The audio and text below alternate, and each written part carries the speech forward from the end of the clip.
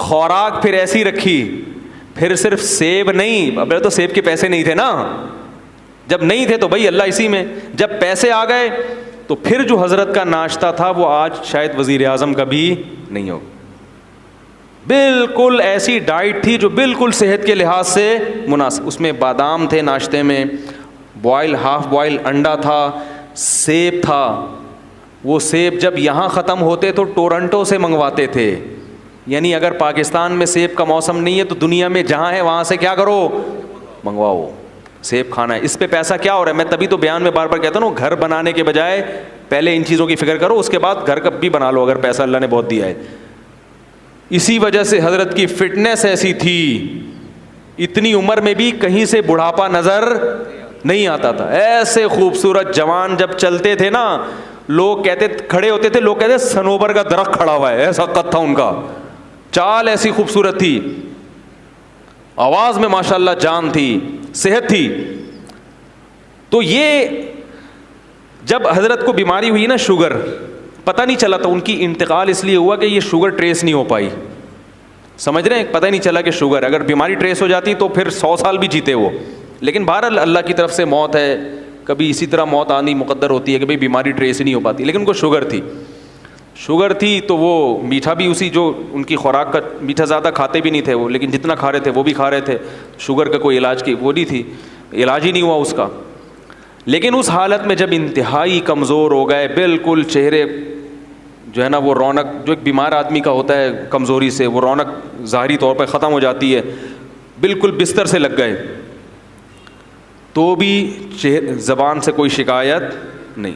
جب ہم جاتے نا اس کے لیے عیادت کے لیے, تو فرماتے کہ میں کس منہ سے شکایت کروں کہ میں بیمار ہوں, میں کمزور ہوں. اللہ نے ساری زندگی اتنا اچھا کھلایا پلایا, اب اگر اللہ نے تھوڑی سی آزمائش دیتی ہے تو اس آزمائش کو بیان کرتے ہوئے شرم آتی ہے. سمجھ میں نہیں آ رہی میرا خیال.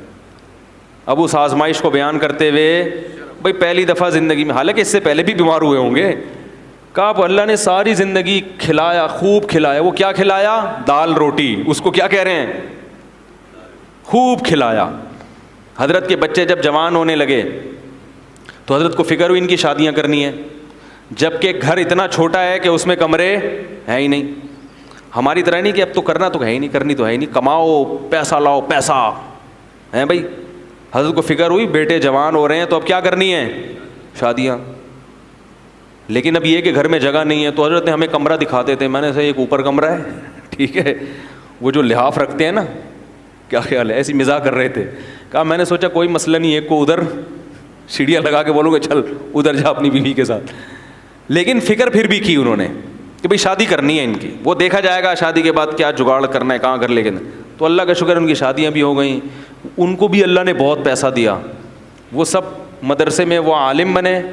اس کے بعد اتنا اچھی علمی استعداد تھی کہ مدینہ یونیورسٹی سے ان کو بلاوا آ گیا ان کا, مدینہ یونیورسٹی چلے گئے, وہاں سے حکومت سعودیہ کی طرف سے دوسرے ملکوں میں دورے پہ بھیج دیے گئے. وہ بھی اچھا خاصا ماشاءاللہ ان کے پاس اللہ نے رزق کے دروازے ان کے لیے کھولے.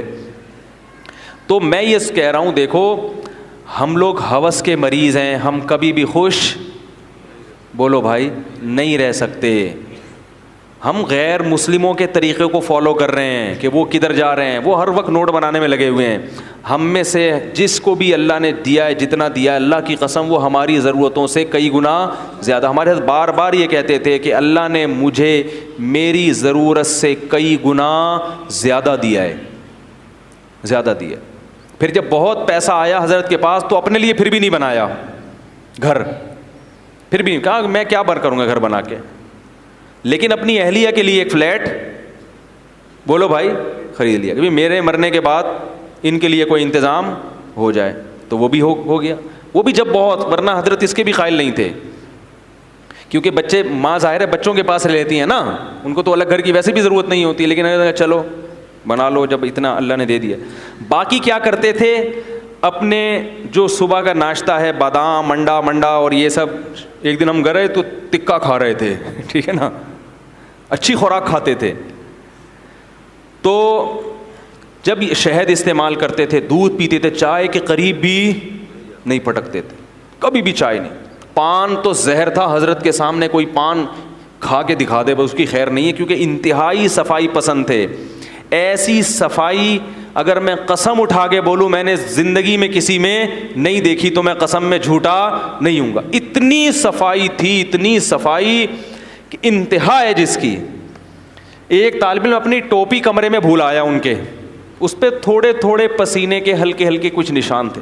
حضرت اس ٹوپی کو نا یوں کر کے لے کر آیا, ادھر رکھ کے, کہا مجھے چکر آ رہے ہیں اس کی بدبو سے, حالانکہ اس میں کچھ بھی نہیں, لیکن ناممکن تھا, ایسی صفائی تھی. سلیقہ ایسا تھا کہ چپل آپ ٹیڑھے میڑے نہیں رکھ سکتے تھے. ہم مدرسے میں جب چپل رکھ کے آتے تھے نا بالکل فوجیوں کی طرح سیدھے چپل, ٹیڑھے میڑے ہو گئے تو خیر نہیں ہے. پھر ان کی خانقاہ میں جب بیٹھنے کا ٹائم آتا تھا تو حضرت کی تو چپل ترتیب سے رکھے ہوتے تھے.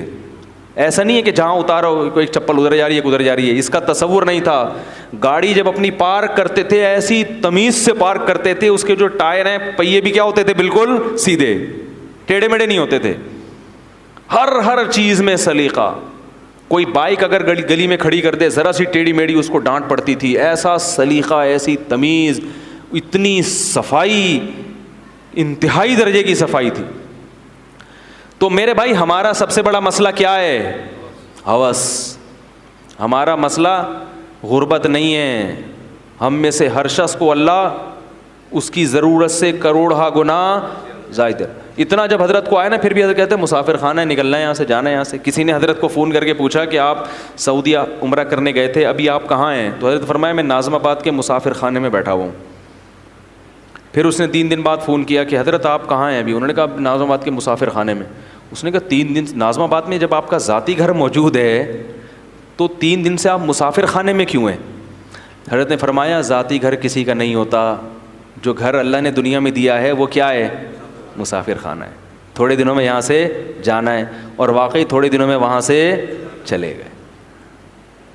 ہمارے ایک رشتہ دار آئے, انہوں نے دیکھا کہ یار یہ ایسی ایکٹیویٹیز ہیں, تو وہ اپنا گھر ذاتی بنا رہے تھے. انہوں نے کہا یار یہ لوگ تو اتنا پیسہ ہو کے بھی جو ہے نا کوئی فکر ہی نہیں ہے گھر بنانے کی, اور ہم ابھی سے کیا کر رہے ہیں, ٹینشن لے رہے ہیں. بڑے حیران ہوتے تھے.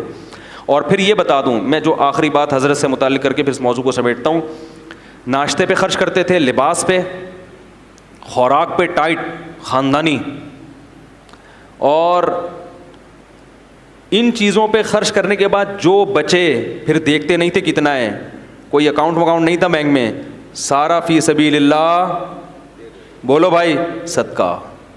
ایسے دیکھا ہم نے حضرت کے سامنے نوٹوں کی اتنی یہاں سے یہاں تک گڈیاں رکھی ہوئی ہیں, اتنی گڈیاں.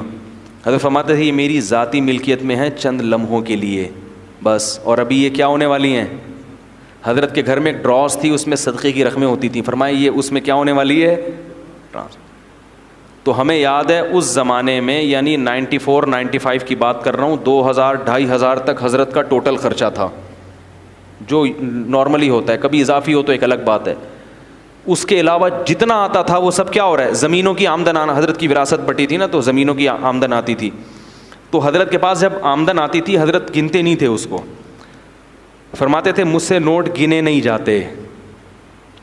بولو نا یار, مجھ سے نوٹ, بھائی میری ضرورت کے اتنے, کیا گننا اس میں. یوں ہی کہتے ہیں میں گنتا ہوں تاکہ وہ ایسا نہ ہو کہ مزدور پھر ڈنڈی مارنا شروع کر دینا, یہ تو بڑا صوفی مل گیا, اس کو دکھانے کے لیے بس تھوڑا تھوڑا یوں ہی. ہاں بھائی فرماتے ہیں مجھ سے نہیں گنے جاتے نوٹ, ٹائم ویسٹنگ لگتا ہے.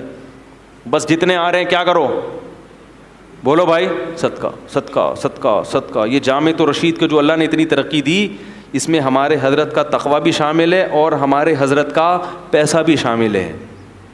نہیں آ رہی میرا خیال ہے بات سمجھ.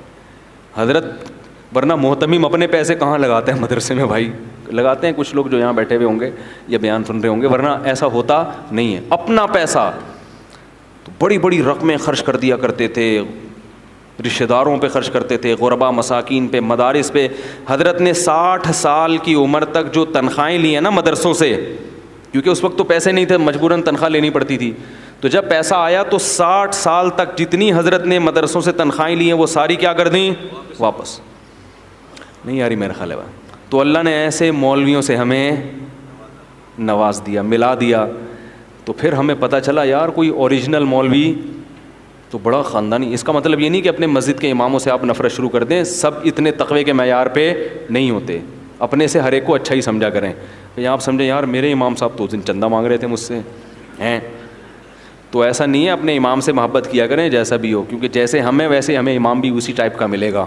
یہ تو بڑے بڑے بزرگ لوگ ہیں جو ویسے ہی شارٹ چل رہے ہیں, ٹھیک ہے نا, تو ایسے ہی تھوڑے ہی رہتے ہیں ہمیشہ.